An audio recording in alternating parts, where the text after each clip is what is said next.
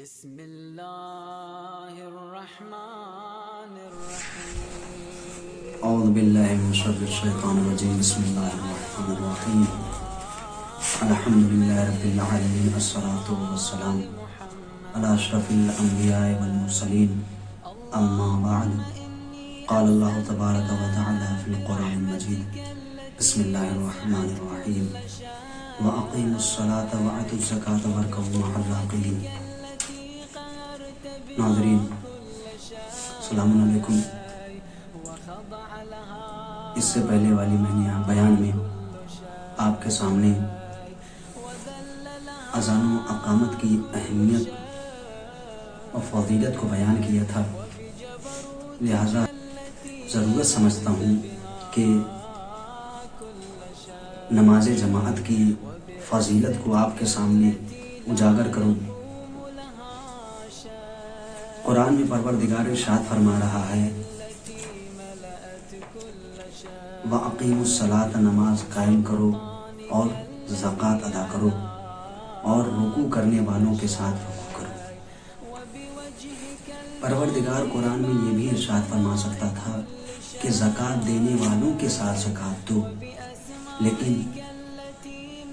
پروردگار نے یہ فرمایا کہ رکوع کرنے والوں کے ساتھ رکوع کرو۔ آپ اس سے نماز جماعت کی اہمیت کو سمجھیں کہ پروردگار ارشاد فرماتا ہے کہ نماز رکوع کرنے والوں کے ساتھ رکوع کرو، نہ کہ یہ کہا کہ زکوٰۃ دینے والوں کے ساتھ زکوٰۃ ادا کرو۔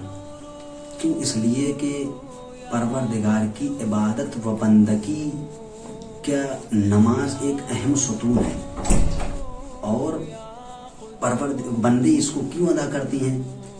بندے اس لیے ادا کرتی ہیں تاکہ اس عبادت کے ذریعے، اس نماز کے ذریعے پروردگار کی رضا و خوشنودی حاصل کر سکے۔ اس لیے بندے اس کو نماز کو بجا لاتے ہیں، اور اس نماز کا جو اصل طریقہ ہوتا ہے وہ جماعت ہی ہے۔ جماعت کی فضیلت و اہمیت کو دیکھتے ہوئے یہ نتیجے پہ پہنچتا ہے انسان کہ ہمیں زیادہ سے زیادہ اپنی نماز کو جماعت سے ادا کرنا چاہیے۔ ہمیں اپنی نماز کو جماعت کے ساتھ، کیوں؟ اس لیے کہ اس میں بہت زیادہ فائدہ ہے۔ جماعت کے ساتھ پڑھنے کا اصل طریقہ ہی نماز جماعت ہے۔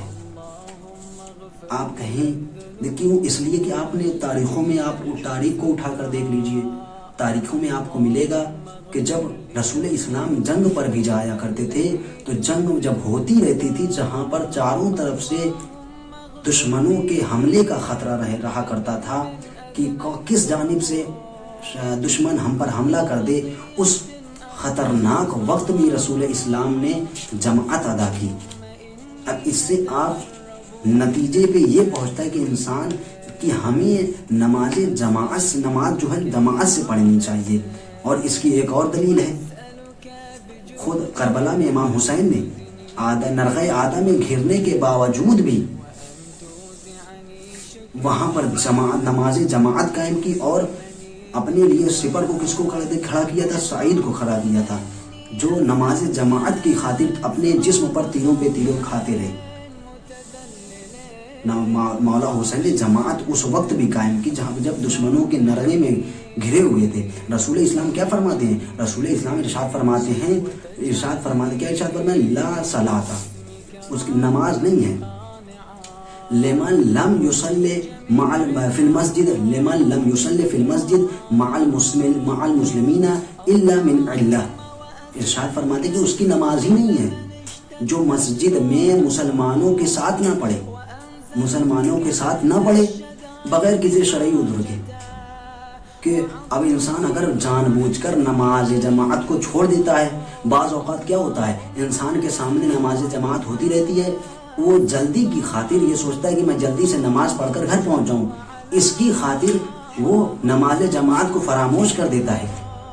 لہٰذا اگر کوئی اس وقت مسجد میں داخل ہوگا تو کیا دیکھے گا؟ یہی دیکھا گیا کہ وہ شخص بغیر جماعت سے پڑھ رہا ہے اور سامنے اس کے جماعت ہو رہی ہے، اس سے جماعت کی فضیلت میں کمی واقع ہوگی۔